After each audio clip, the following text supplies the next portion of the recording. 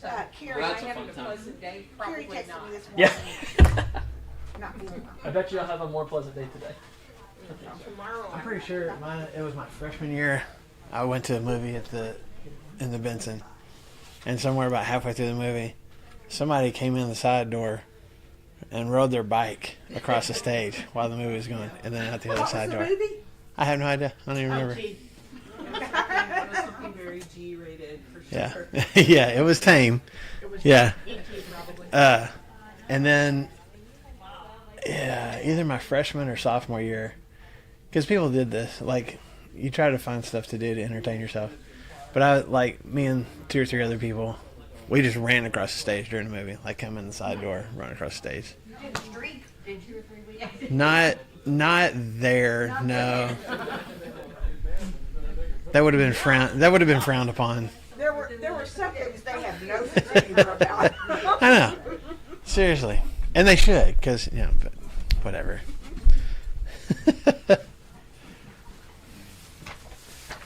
His biscuits are. I know. I'm letting my dog stay up by himself all day today. Okay. We are in. If everybody gets your bowls and plates. Sorry. You got to either hold the dessert or the biscuit or hold your Bible and Bible app. So I don't know which one you're going to go to.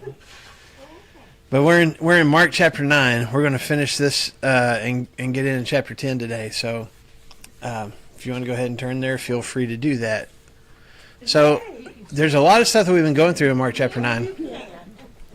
And we had the transfiguration. We had Jesus being transfigured into kind of his heavenly form with Moses and Elijah. We had him coming back down from the mountain and trying to... I'm sorry, I'm kind of in your way here.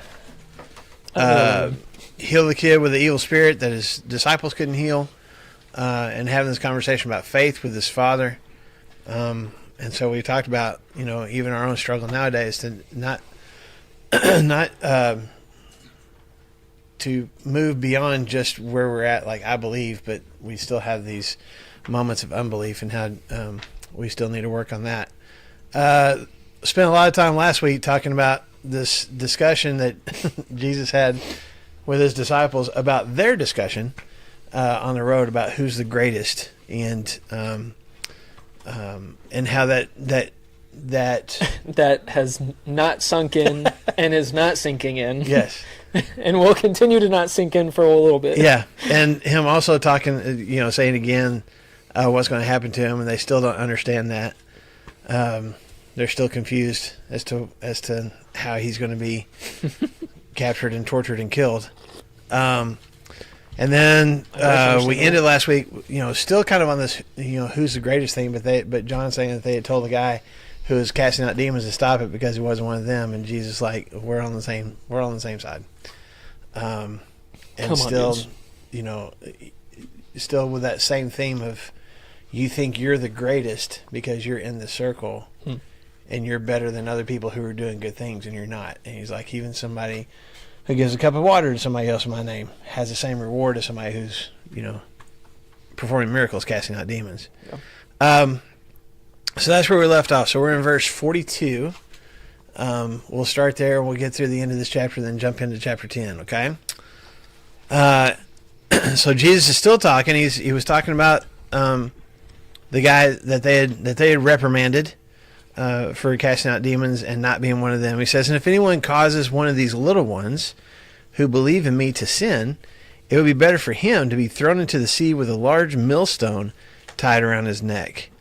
If your hand causes you to sin, cut it off. It's better for you to enter life maimed than with 2 hands to go into hell where the fire never goes out. And if your foot causes you to sin, cut it off. It's better for you to enter life crippled than to have 2 feet and be thrown into hell. If your eye causes you to sin, pluck it out. It is better for you to enter the kingdom of God with 1 eye than to have 2 eyes and be thrown into hell where their worm does not die, the fire is not quenched." Verse 49, "Everyone will be salted with fire. Now, salt is good, but if it loses its saltiness, how can you make it salty again? Have salt in yourselves and be at peace with each other." Seen a lot. A lot of imagery there. Yeah, lots of things happening. Yeah. So first thing, he's and I didn't write down what verse it was in. He's already brought a kid in front of him. That was back in verse 36. 36. Yeah. He took a little child and had him stand among them, taking him in his arms. He said to them, "Whoever welcomes one of these little children in my name welcomes me. Whoever welcomes me does not welcome just me, but the one who sent me." So he's already got kind of a kid in their midst, and then he refers back to the child again. Okay, so it's almost like he had a train of thought, like, hey, we need to have heart for children. We need to have. There's other places where he talks about having a faith like a child. Mm-hmm. But anyway, the children that would be in the Jewish culture would have been like, not that they weren't important, but they weren't as important as the adults who were doing the teaching and the miracle performing and all those kinds of things. And he's like, hey, you need to pay attention. We talked about this a couple weeks ago, or maybe last week. You need to pay attention to the ones that other people see as insignificant. Mm-hmm. We wouldn't pay a whole lot of attention to this child. Most rabbis wouldn't. But y'all need to be as focused on the unimportant, people as the important people. So, and it's almost like if you kind of read through this, if you read verse 37 and then skip and jump to 42, he's like, and if anyone causes one of these little ones to sin, and it's almost like now you recognize, like, John kind of interrupted Jesus' train of thought, I think.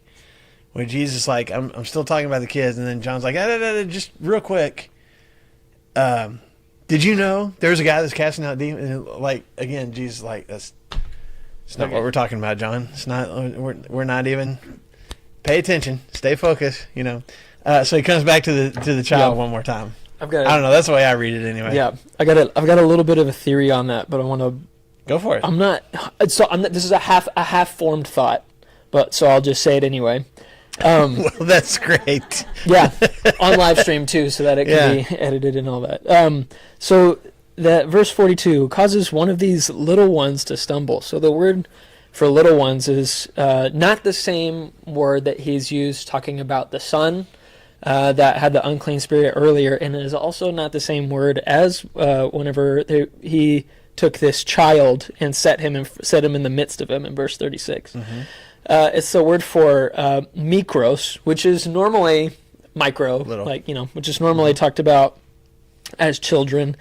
There was one commentator that I was reading that said that, we think about children in the faith and stuff too, so not actual little humans and stuff like that, but also somebody that is maybe of a lower rank or is of a new believer, a child in the faith. We talk about that, mature Christians that are able to ingest so somebody steak could and even stuff be like 50 that years too. old, but they're just brand new to the faith. Right, which this is the half thought, so help me work through it or be like, heretic, you're wrong. Harding is going to take back their I know, man. Yeah. It's like the president is watching this live stream right now. Is there a possibility, and I'm asking genuinely, is there a possibility that it isn't, it's very possible that John is interrupting and being like, there's this guy over here that's not one of us that's doing this. But John says that, and then Jesus, referring back to the kid, but then also back to this guy, is saying, hey, whoever causes one of these little ones who believe in me to sin, it would be better if a great millstone were hung around his neck and all of that. Is there a possibility that it's this guy that is not a part of the 12, that has a little baby faith compared to the disciples who are walking with Jesus and stuff and have just a little bit more mature, and he's doing something good, talking about handing out a cup of cold water, doing some small things in faith in Jesus' name. And the disciples are like, no, he's not one of us though, so he can't do that. And so Jesus is almost continuing the conversation about the kid, but also continuing the conversation about this guy. Because what's the big thrust of these last couple of verses? Is that the disciples are really struggling with the fact that they are not all of that in a bag of chips. And this is not a game of who's the best disciple or who is the most elevated and all of that. Because John looks at that guy and says, that guy, he's not a part of us, so he can't be doing good. And Jesus says, hey, listen, just because you think that you're better, don't go and tell this guy, hey, you're not a part of us, so you can't do this whole Jesus thing. So taking this guy's little faith and he's actually casting out demons, but he takes his faith and he crunches it into the ground and is like, you better stop. Which makes him not go and do that anymore. Am I making sense here? Yeah. Are the dots That connected? could very well be the possibility. Because Yeah. I'm just thinking with the context of we just talked about how they are who is the greatest, and then they display that they're still not getting it because of that, and then they have to talk about that even more. Yeah, I wonder if it's because it is that word for small. Right. And it doesn't say faith, which is why I think that this is a half thought. But Right, but if it's still in the overall context of the greatest, and like whoever causes one of these that in your eyes, disciples, you think is lower. small, smaller Yes. than you are, that if you're doing something that causes them because of your elevated status, the way you treat them, you told this other guy to stop doing good. If you're going to cause them to walk away, Yeah. then yeah, you're totally in the wrong. Yeah. There's a book that I'm reading right now, and it's a fiction book based in like the early 1900s, Indian reservation, Wild West, Montana, that kind of stuff. And this guy comes to confess to this Lutheran priest. And every single time he says something that's not right, like instead of calling him pastor, he calls him father or something, and he corrects him. He says, no, it's pastor. He's like, okay. And then he keeps confessing, and he's like, no, you didn't take communion the right way. He's like, okay. And keeps on doing all this. And he's trying to confess, like he's trying to like repent. Here's things that I'm doing And wrong. this guy that has elevated his spirituality Yeah. is like, buddy, you're not even getting the little things right. So I don't even know what we're talking. And it frustrates me a lot. And I just feel like that's what the disciples just did to this guy. And Jesus is like, hey, he's offering cups of cold water, and you're stopping him. So Yeah. I think it's all connected, but Yeah. I'm just not sure yet. I think, man, that's really good to think about. I think ultimately, whether he's talking about just children or whether he's talking about someone who is a child in the faith, either way, I think the message is be careful about how you're treating other people, especially those who don't have the kind of faith and the kind of relationship with Jesus that you do. That's not you shouldn't be arrogant with that. That's not a reason to lift yourself up. Yeah. And be aware that sometimes your actions, your words can be more detrimental than helpful. Even like John, when he got onto this guy for casting out demons, must have thought he was doing the right thing. Like, this is the right thing to do. There's somebody who is casting out demons in the name of Jesus, but he's not part of our group. I don't think part of it was arrogance for sure, because that's what Jesus is getting onto him for. But I think there's also part of John that was like, yeah, this is the right choice to make. I'm glad I stepped forward and told him to stop. And I think Jesus is using that opportunity where they're, again, talking about children, talking about newbies in the faith, to just be like, hey, your words and your actions can actually cause somebody to walk away from the faith. And so be aware of the responsibility of that and the consequences of that. And he says the consequences pretty... Yeah, you should have a giant rock tied around your neck and thrown into the sea. No, she's been trying to say something. Oh, no, Sorry. No, I haven't. Oh, I thought you were. Just now I was going to. Okay, go ahead.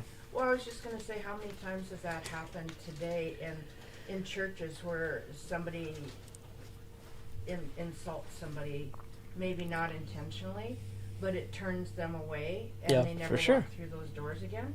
Oh, yeah. No. Say the wrong thing when somebody comes and visits church. Yeah. Yeah.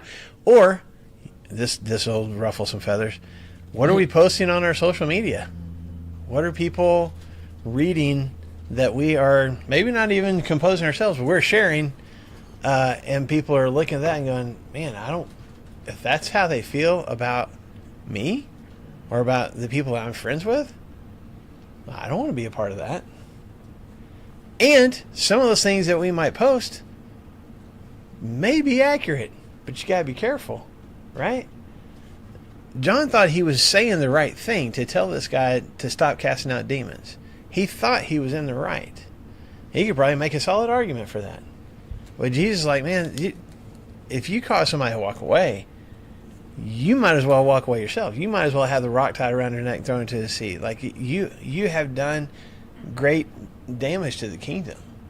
And I think it's not fear-inducing. It's just like, hey, this is serious stuff. Yeah. Be aware of the things that you say, the way that you act, the way that you treat people, that other people see. It may not even be the way I'm treating you. I may be treating somebody else that way, but you see it and like, man, I don't want to be a part of that. And if I'm causing somebody to walk away from Jesus because of what they see or hear or read from me, that's a problem. And it's a serious problem. That's why Jesus has a serious kind of consequence, attached to it. You need to take that seriously. You need to pay attention to that. I told Lou that I thought this might be in jest one of her favorite verses of like, yeah, if you cause one of these little kids to sin, here's this terrible death that Jesus says is waiting for you. Don't mess with the babies. Yeah. Don't mess with the kids. I know. But this is kind of the gist of, I guess, Jesus' kingdom that he's setting out that is so different from the worldview. He takes the unimportant and makes them important. For sure. And so I think of this because sometimes people, I haven't noticed lately, but sometimes people do come in that are obviously from maybe Harder places. someplace where they're homeless or something, and we tend to say, we might say hi to them, but we don't really welcome them the way Jesus would. For sure. And it's our job to do that. Well, Brandon and I have both experienced this at different times in our lives. You had it recently. You were telling me about where, like, we dread telling people out in public what we do because it doesn't matter how good the friendship has been, how much we've been cutting up, how much, whatever. As soon as they find out that you're a pastor, just immediately changes. The conversation changes, the way that, like, it's more awkward. Am I right? I don't dread it because I dread it. Oh man, yeah. But I just haven't. I bring that up because I also have an awareness. Like, there have been people who have been in the same employment as us, as far as being full-time ministry type people, who have caused damage to somebody else, and so that's what they assume about us. And I think, again, that's what Jesus is getting at here. If you're going to wear my name, because John just got on to somebody for casting out demons in Jesus' name. Hey, if you're going to wear my name, don't be doing things that cause anybody, kids, young in the faith, anybody, to walk away. Be aware of what kind of message you're presenting about me because of what people see in you. Yes, sir. Our pastor recently retired. Uh-huh. When he was a boy, he was surfing with some guy down in Mexico and got caught drinking beer. Uh-huh. And he told God, if you'll keep my dad from finding out about this, I'll start going to church. And somehow his dad did not get a hold of it, didn't know about it. Yeah. So he gave his life to the faith. Go to this real formal church, and everybody's wearing coats and ties, Yeah. very formal. Yeah. And he's wearing nothing but swim trunks and flip-flops. Yeah. So naturally they look at him like, what are you doing here, boy? Yeah. So he left. But you know that movie, the Jesus Revolution? Uh-huh. Yeah. He went to that church. Okay. Oh, that's cool. Yeah. Became a pastor. Yeah. Yeah. You just never know. You never know what kind of message you convey to people, even unintentionally. So, and I don't know about swim trunks, but Jesus had sandals too, so I think it's okay. Yeah. So let's keep moving. No, that was like you're a good. half thought that took like 10 minutes. No, I I'm think sorry. that's good, but I think that's the context of that verse. I think that's what Jesus is talking about. And so then he goes even further and is like, let's talk about your actions. Let's talk about your life for a minute. And he mentions hands, feet, and eyes. If any one of those things is causing you sin, what does Jesus say to do? Get rid of them. Cut it off, pluck it out, right? Gouge it. So is Jesus really commanding, lopping off body parts. No. Okay, everybody says no. What's interesting is that theologians of the past have disagreed with us. They say, Yeah. no, Jesus is serious, which he is serious, Yeah.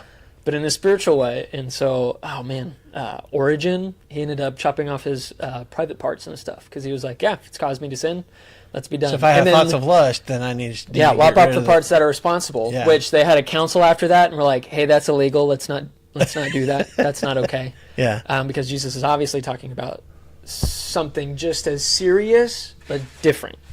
Well, I think y'all have heard me talk about this before. He's been around Yep. Flagstone long enough. I think Jesus is just talking about getting drastic and getting serious about whatever is causing the problem and cutting yourself off from that thing. If I know that when I go to this place, I'm going to do things that God doesn't want me to do, then what do I need to do? Not go to that place. You don't if get in I the car. know that every time I get on social media, I'm going to gossip, or I'm going to be judgmental, or I'm going to be critical, or, then what do I Anxious. probably need to do? Stay off. Take social media off my phone. Not just say I'm going to, leave it alone for 30 days. No, be done with it. If I know that, I've known people that have gotten rid of computers because of struggles with porn. I am not even going to have that computer. Food stuff. I mean, there's all sorts of things that can become addictive and kind of sinful for us. And I think Jesus is just sitting here going, again, in the context of get serious about this stuff. Be conscious and aware of your actions and what that is doing to other people, but also what that's doing to your own relationship with God. And you can be out here looking like you're living the right life and got the right look and saying all the right things as a Christian, and there's some other things you're doing that are completely ungodly. And Jesus is like, that's not good either.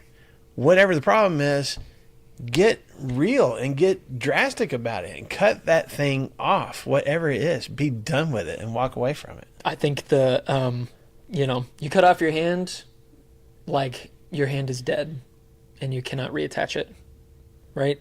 Same thing with your foot. and your Especially eye, back like, in this time, yeah. Yeah, there's not even remote chances of being Yeah. able to get a prosthetic or something else. And I need Jesus to talk to me this way, because he's like, hey man, we're not gonna halfway this. Like, you got to get drastic, and we've got to kill it dead. Not just like, well, I'll take a break and see if my heart heals a little bit, see if I can get into some better habits and stuff. He's like, no man, like we're David and Goliath. Like, he chopped off Goliath's head and held it and was like, we're done. We're this done. giant, yeah. And then throw that over. And I'm all about that. I had one teenager that I was talking to about this stuff. Pornography was an issue for this young man, and he had an iPad, and that was the source. That was the gateway, I guess. Yeah. That was the way that he was able to view pornography. And the next time I talked to him, I had to talk to his parents afterwards, because he had taken his iPad and he had broken it in half.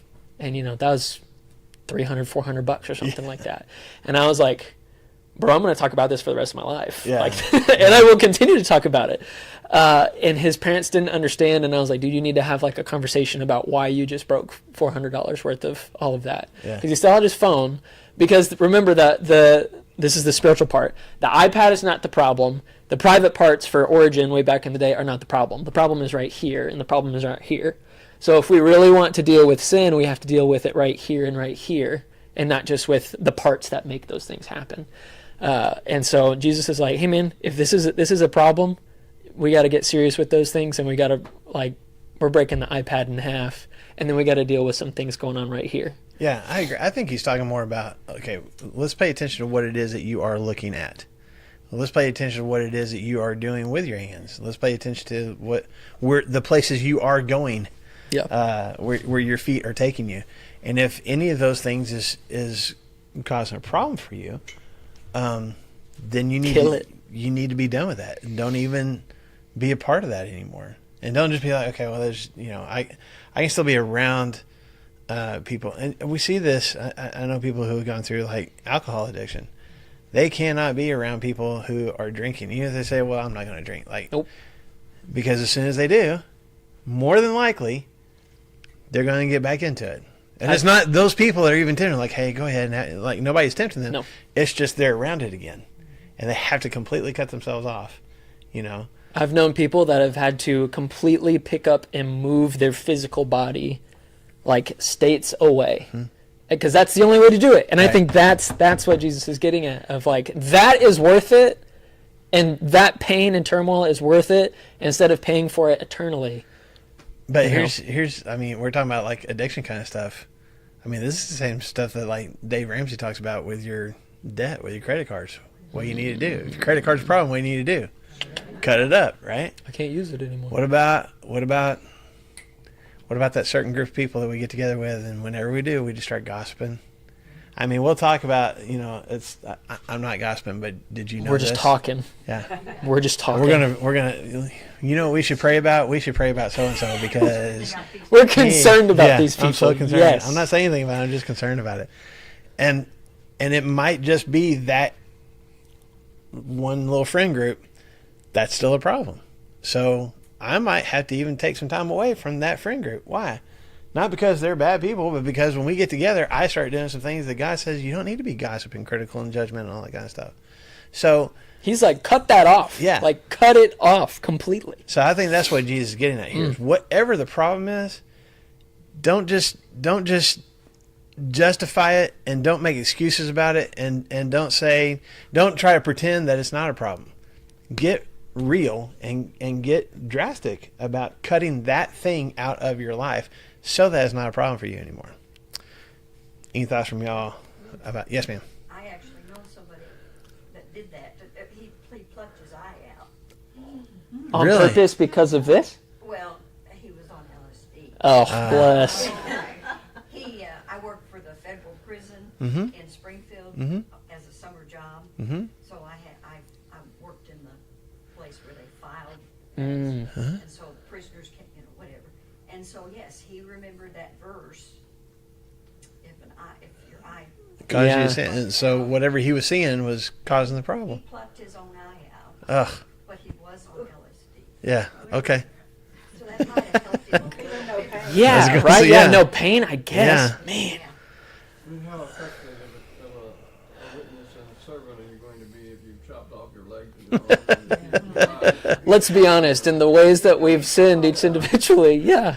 But places that our I feet have think taken I us. think this is intentional in Jesus' part too, because it gets your attention. Like, Yeah. hey, your hand causing a problem, cut that off. Like What? Peter's like, I can't throw my net if I've only got one hand. Like, you know, but I think he's trying to Yeah. get attention. If you're causing somebody to walk away from me, you should be thrown in the sea with a millstone around your neck. Does Jesus really mean that we should drown people because of their actions? No, but he's trying to get the message across. This is serious. This matters. And some of these people that you have been dismissing as being unimportant or not that big a deal really matter a whole lot, and you need to see them that way. And People read that or whatever, and they abuse that. yeah, for sure. Not all the time. Right. Right. And Jesus, you know, also, like, you know, these habits, these sins, they're a big deal. No such So thing as a treat little them sin. that way. Mhm. Yeah. So he says this part at the end, in verse 49, everyone will be salted with fire. What a phrase. Yeah. What does that mean, Brandon? Tell us. Salted fire coming down from a salt shaker and stuff too. Tested. Okay. Okay. I think that's part of what we're getting at here. tested. Tested. Tested with fire. Mm-hmm. I would. Yeah. What is What is, the official what's the version? official? For everyone will be seasoned with fire. Seasoned. And every sacrifice will be seasoned with salt. Okay. It's interesting that it's mixing those two metaphors, because the Bible is really clear on like fire metaphors, purification metaphors, but then also Jesus uses salt as a metaphor in the Sermon on the Mount and in other places, and he's about to talk about it more and stuff too. But he's combining those two things. So what was salted what with was fire the, though? What was the purpose of salt? I mean, what's the purpose of salt now? Like, what do we use it for? Deliciousness. For taste, right? Deliciousness. frying bacon or something, that puts salt in it and that gets 3 times hotter and burns. Oh, You don't mix salt with grease. Didn't know Interesting. that. Okay, so it burns faster if you got salt in it. It gets hot. Okay. That's fine. Yeah. I also don't want to put no idea. more salt on my bacon. No. I'm like, oh man, I'm gonna die as I'm eating bacon right now. But it changes the flavor of it, right? That's part of it. For the better, most of the What time. other Wasn't it reason? Preserve, yeah. used to Yeah. preserve? So they didn't Preservatives. have refrigerated stuff back then, right? And so it would help. It didn't keep meat forever, but it would help it last longer. You know, if you salted it, Yeah. it They would still keep have from fridges that do spoiling that. quite as quickly. It says if the salt has lost its savor. Does salt? I thought salt was good forever. I think eventually it does, though. Yeah, A good shelf life. yeah, It does have a good shelf life. yeah. So It preserves It, meat. it Back in the old observes days, the it flavor preserved of what Mhm. it's cooking with too. right. It's true. And it They amplifies cooked with it. It preserved stuff, and you're right. I mean, your chemist would even tell you nowadays, salt. It's salt. Salt doesn't lose saltiness. It's always salt. So, a couple things here. One is when Jesus says everyone is going to be salted or Seasoned or tested. with fire. What does he mean by that? You're gonna have sins pop up in front of you, Hmm. or things pop up that could cause you to sin. There's your testing, there's your, seasoning it with. Yeah, there's going to be problems. There's going to be hardships. Everyone is going to go through something that is going to test them, is going to season them, right? So think about how many of y'all have either have personally or have used an iron skillet. Okay. So what's one of the things about the iron skillet that you make sure not to do? Don't wash it with soap and all that kind of stuff because it loses its seasoning. Where did the seasoning come from?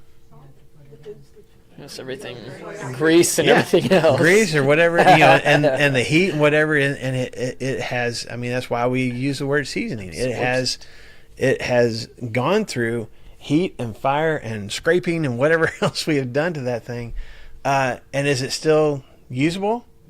Matter of fact, we like the one that's got some seasoning to it better than the brand new one, right?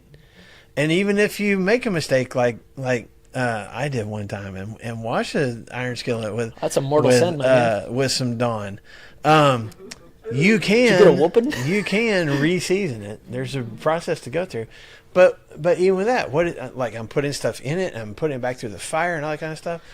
And Jesus is going, you're going to be the salt that you would rub on meat to preserve it and to make sure that it stays, fresh and still usable for a while. Everyone's going to be salted that way. Everyone's going to be salted, but with fire. There's going to be hardships. There's going to be heat. There's going to be struggles that you're going to go through in life, but those things aren't going to break you. What are they going to do? They're going to season you. They're going to make you stronger. Are there going to be maybe some scars? There's going to be a little bit of flavor left from some of those things? Yeah. But it's going to make me a better person, and it's going to make me more palatable to other people. I like that Does that coming make sense? right off the cuffs of cutting off your eye and all of that, saying like, listen, those are going to be some really, really hard moments, destroying those things.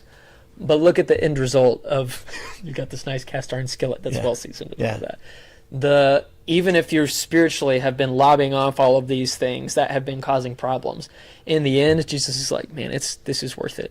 But also when you go through those hardships, again, I think the seasoning part of it where if you're going through a difficult time, I can be like, yeah, I've gone through something like that. Let me tell you. Let me explain to you how I got through it. Maybe I can help you through it as well. Because I have gone through the fire. I've had to chop I can those help things you off. get through it. But then Lou asked the question. Okay, if salt loses its saltiness, how can it be made salty again? And we're sitting here in 2025 going, okay, but salt doesn't lose its saltiness. It's molecular structure. So is Jesus talking about salt actually losing its saltiness? Okay, but if salt was physically able to lose its saltiness, how would you make it salty again? Well, so it would no longer be salt? Question mark? It wouldn't be salt? I don't know. What do you think Jesus is saying? That's weird. What do you think Jesus is saying, Luke? I think, well, No, it's gone. Yeah. Yeah, I heard, but I think, and then, Well, that this, it has to be reseasoned. If you're going to continue, if you're going to turn around and do the will of Jesus, you're going to have to kind of start over, and like with the seasoning, you're going to have to dig into the Word and Again and again and again and again. and build a stronger relationship with God, so that you will again be salty. Mhm. Some people think being salty means something totally different, but to be this kind of salty, you have to. Sorry, I couldn't help it. that's all right. You have to. You have to. I would think, because isn't there a story where they throw the salt out onto the pass? That's all it was good for anymore, was just to throw it out into the pass and Right. walk on it. But I think for this purpose, it would mean that that you could still use the base, I guess, of what was, if you had your faith to begin with. Hmm. You'd use the basis would still be there. You would just need to add on to it and add on to it to get it back to where it's seasoned. To season again? Hmm. That's all I can think of. Okay. Because this seems kind of confusing to me, because I am 21st century. You can't, salt doesn't. Yeah, hold on. Yeah. What do you got? What do you got? What do you got? Okay. The Google says that you can't lose the It's saltiness. an AI overview. Okay. Okay. So AI is telling us that. That's salt. Can salt lose its saltiness? No. Pure salt cannot lose its saltiness because it's chemically stable. But certain conditions can affect the saltiness of impure salt. Historically, impure salt could lose its saltiness when the actual salt dissolved in water, leaving behind a flavorless residue. Additives in modern table salt can also degrade, which is why it may have an expiration date. Okay. On a But table then salt. It says how salt loses its saltiness: impurity, Mm-hmm. additives, moisture and contamination, and chemical change. So other things that So mix that'll- in with the salt can Right, make can it make lose it. its saltiness. That'll preach. Yeah. So. Yep. There you go. So yeah. When water mixes, I'm reading the same thing, when water mixes with it, the sodium chloride dissolves away, leaving the impurities. Mm-hmm. What you're taking is the impurities, whereas the sodium chloride washed away. Okay. And Jesus knows all of this. The sodium chloride and the acids Yes. and stuff, all of that kind of Well, stuff. he made That's it, what so, yeah, he yeah. did. He made it. The molecular structure and everything. That's right. That's right. So we gargle with hot salt water, which is what most of our mothers probably tell us to do when you have a sore throat. You're actually just gargling the impurities. No, that's burning it. No, that's burning it away. Ancient salt is more pure, Yeah. Oh, okay. but it Okay. does, salt does have an expiration date on it. Yeah. If you just look at the reasons why it can lose its saltiness, impurity. It would be So all we the can things. lose our saltiness by impurity. Mixing it with not salt stuff. Yeah. Well, Adding things. yeah. Let's We should- let's go back and look at everything that Jesus says about salt in this verse, though. Maybe that'll give us a clearer picture here. Okay. Salt is good. Okay. Yes. Salt is good, but if it loses its saltiness, how can you make it salty again? So, even back in ancient times, you mix it with water. If you had some other impurities or whatever, and that saltiness went away, can you remove all the impurities out of it and reattach saltiness to it? Probably not. Okay. Not then. So if you lose saltiness, how can you make it salty again? So then he says, okay, so knowing that you can't make salt salty if it loses its saltiness, then he says, so have salt in you. yourselves and be at peace with each other. Wait a second. So put that What inside. are we talking about? So, the very last sentence, be at peace with each other, meaning what? Just don't fight. Get along. Is he trying to tie up all of this? I'm better than this person. What thing? was the question that he asked them when they came into the house from being on the road? What are you guys talking about? What were you guys arguing about? And they didn't want to answer because why? They didn't Peter had already- They lost their salt. They lost their salt. They yeah, they were embarrassed. They lost their salt. They were arguing about who was the greatest. And now we go through this whole discussion, and the kid and the cup of water and the casting out the demons and the little ones, the body parts, all this. there's two bookends here. Let me tell you about who's the greatest and who's the least. And let me tell you about what the goal is. And now I'm going to tie all that discussion in between up with, you guys need to get along with each other. Because that's at stake. Because if they're not getting along, and if they're arguing about who is the greatest, then all of this stuff falls apart. What does Jesus tell his disciples in John? Within a few hours of being arrested. What does Jesus tell them in John chapter 13? How people are going to know that they are Jesus' disciples? If they love one another. Loving one another. What do people see in you, and what is that communicating to them about me? Mm. So what is he saying here? You guys, other people hear you. Other people see you. You guys are butting heads about who got to go up on the mountain and who didn't, and who could cast out the demon and who couldn't, and who Jesus likes more and who doesn't, and who's a part of the circle and who's not. And Jesus wraps up that whole discussion by going, man, would y'all just get along? Because that will produce good flavor. People will want to taste that. Come and see, come and taste, right? That comes from the Psalms. Taste the Lord, that he is good. Taste this, be a part of this kingdom. What's going to cause me to be a part of the kingdom? Who are the other people in the kingdom? How are they treating each other? What does it look like? Do I want to be a part of that, or do I want to avoid that? And Jesus is like, man, if y'all can't get along with each other, then you're not going to taste very good to the rest of the world outside of this circle. Does that make sense? So I think all these different things are all going back to answering the first question. What were y'all fighting about? And now it's not even like Jesus, I think, is going back to his original question. It's almost like he's rephrasing the question. Why were y'all fighting? Like, do y'all realize that other people can see how you treat each other? There's a lot more. And it's having an impact on the kingdom and on people's desire to want to be a part of it or not.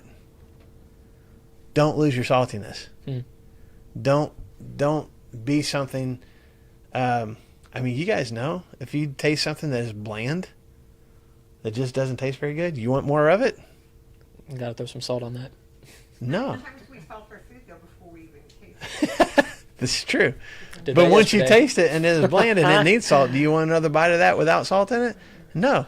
I think this is what Jesus is getting at here with his disciples. Don't lose your saltiness. Don't cause people to have a bad taste in their mouth because of what they see and experience in you.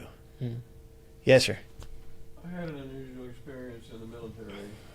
My three days of hard exercises, climbing up and down hills, carrying machine guns, and didn't get much time to eat, and we hadn't been getting much salt. And the third day, we were out in the field on the parade deck doing drill, and I just collapsed.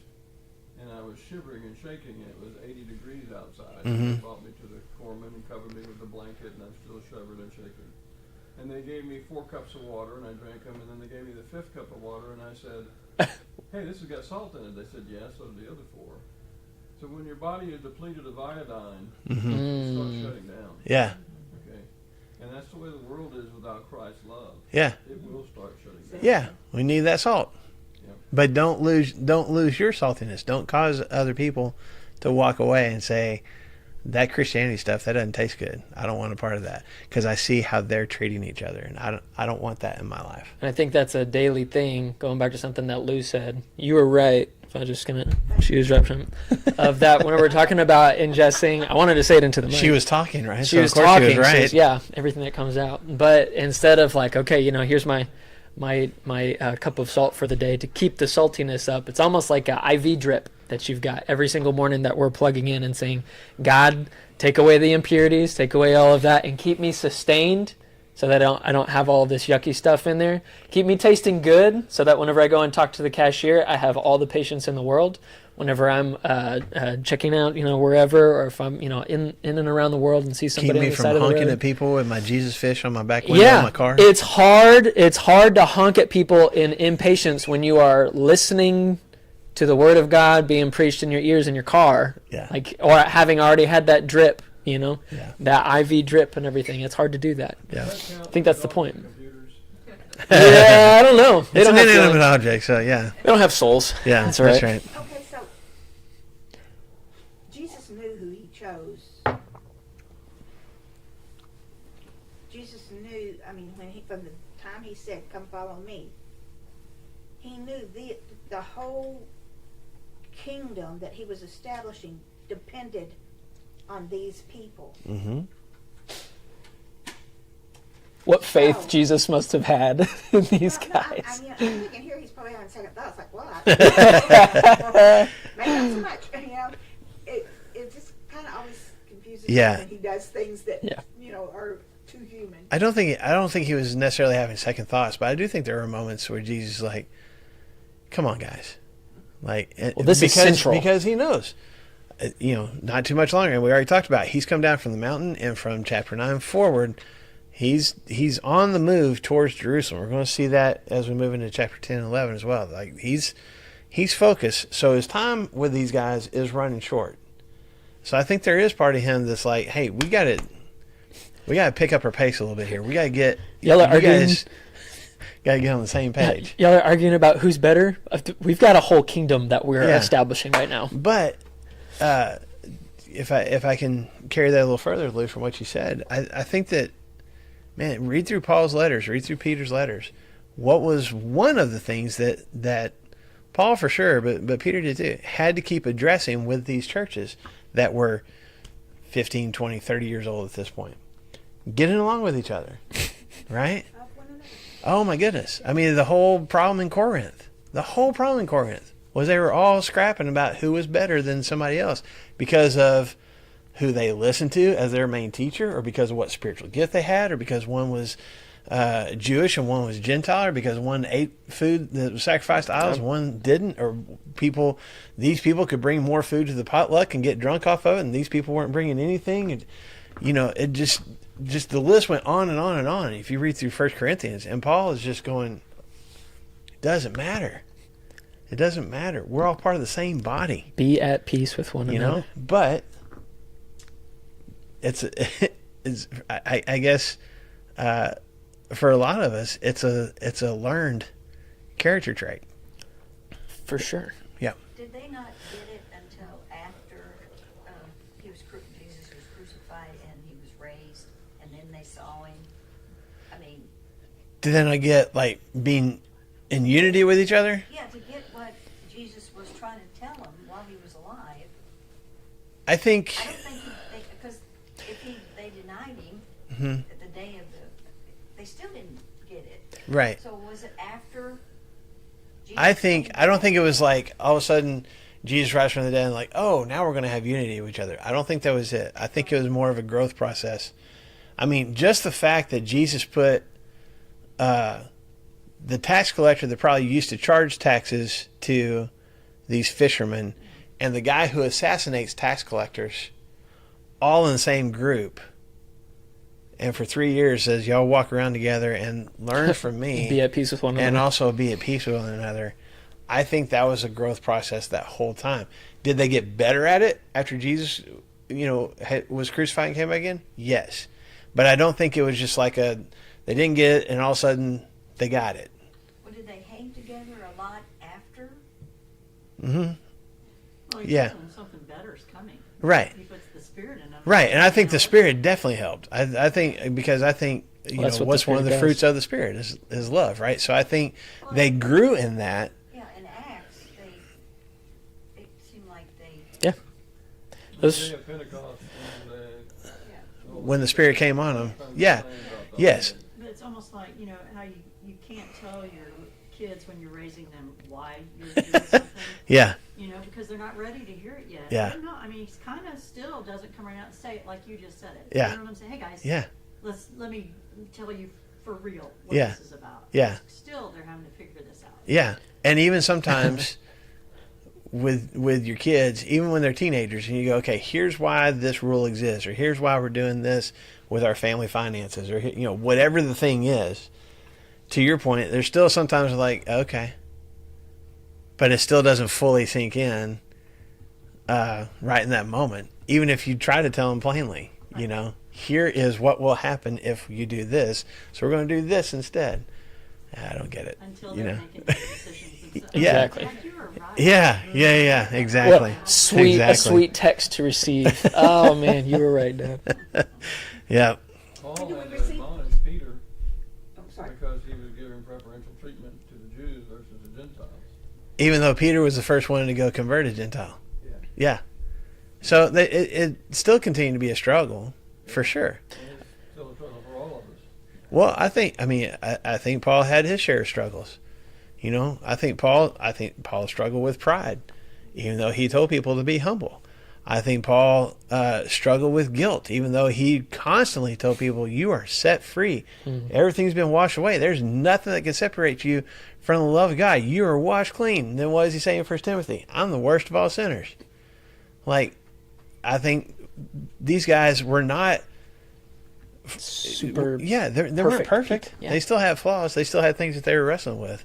Even if they got better at it, Yep. it was still a work in progress. You had a thought a minute ago. Is it gone now? She sat up and was ready to go for it. No, because it was silly thought. Okay. Okay.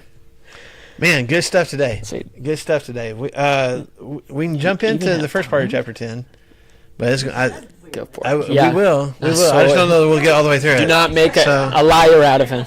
You know, God's timing is not our timing. Yeah. Timing is not often our timing. No. We're going to get. I mean, okay. Start at chapter 10, verse Go 1. for it. Everybody ready? Here we Here we go. Jesus then left that place and went into the region of Judea and across the Jordan. And again, crowds of people came to him, and as was his custom, he taught them. So Where was he again? that's what I was going to ask. Does everybody remember where Was it Jesus was? Capernaum?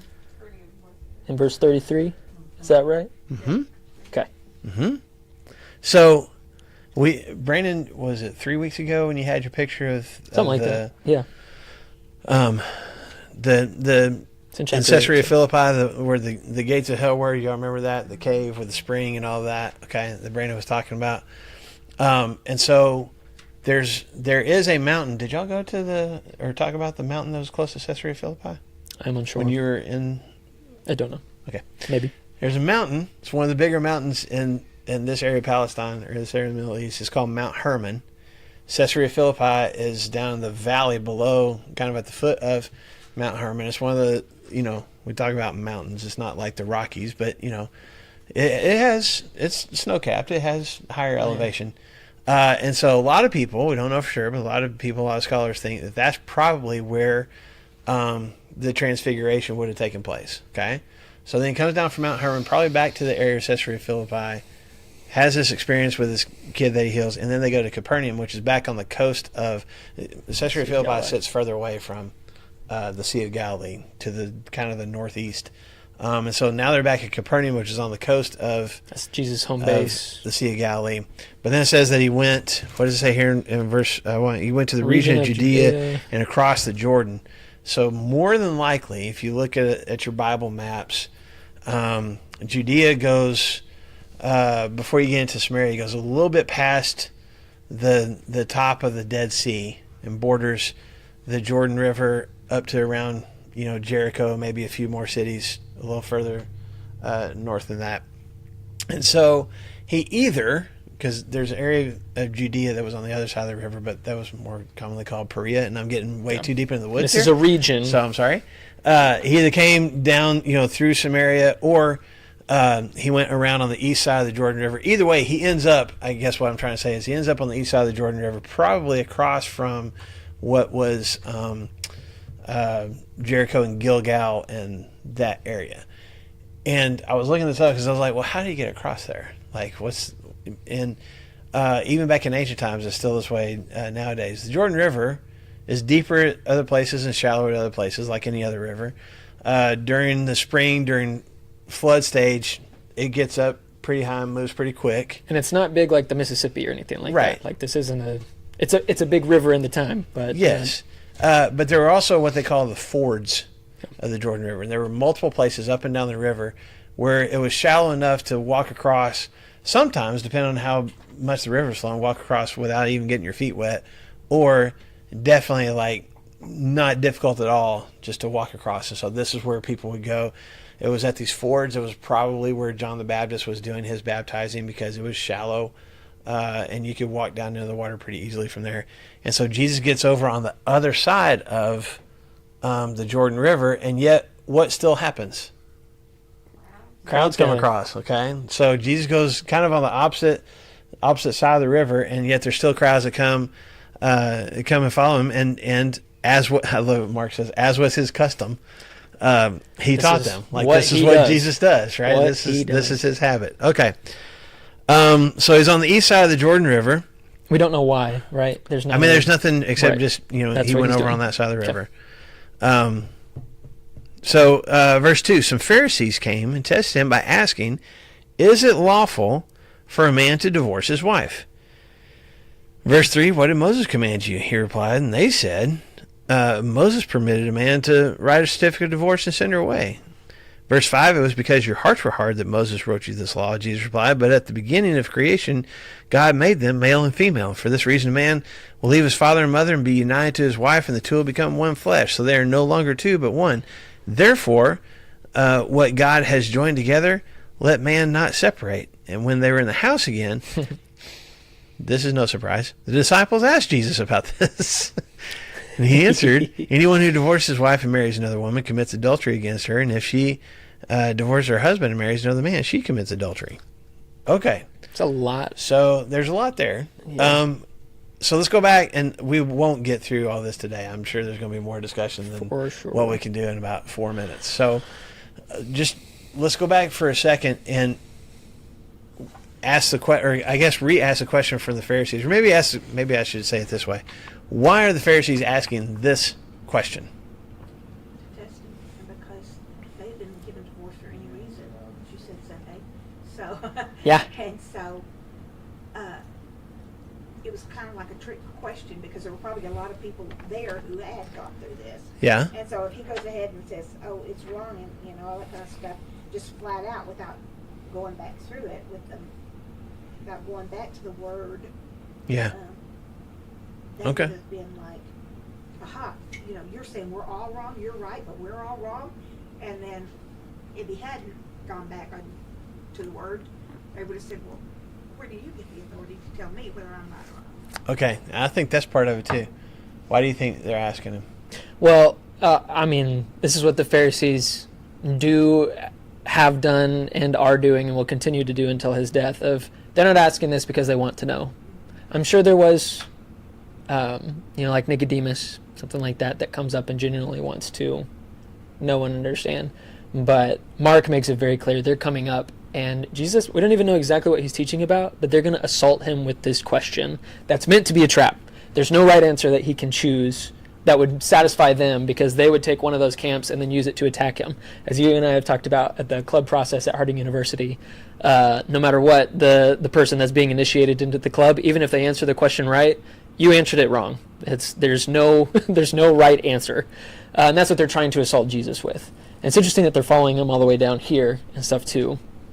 So let me throw this wrinkle. Oh, were you done? I'm sorry. No, go ahead. Interrupting. No, I'll throw this wrinkle into it too, because I think it is also not just about testing him and like how's he going to answer, but also questioning his authority, which is one of the challenges they had back at the beginning of his ministry, right? When he's, I think it's in chapter 3, maybe, when the Pharisees come to him and say, by what authority are you saying the things that you're saying? And there's crowds that are listening to him going, this guy talks with authority, but where did he get the authority that he has? And so we talked about how before Jesus came along, there had come to be two main schools of thought, especially for the Pharisees and the teachers of the law. These Schools. other rabbis, one was named Shema, and one was named Hillel. And they had kind of gone through all the laws and all the traditions and just kind of said, here's how I see things. And just over the decades, the rest of the Pharisees and teachers of the law had kind of chosen which school of teaching they wanted to follow. So that it would be one of the questions they would ask each other sometimes. Either ask directly, are you of the house of Hillel, or are you of the house of Shammah? Or they would ask a question, and however you answered it, they're like, it's Hillel guy over here. I'm Shammah, you know. Which- and that's like you could kind of divide, you know, and make judgments about each other based on which school of thought.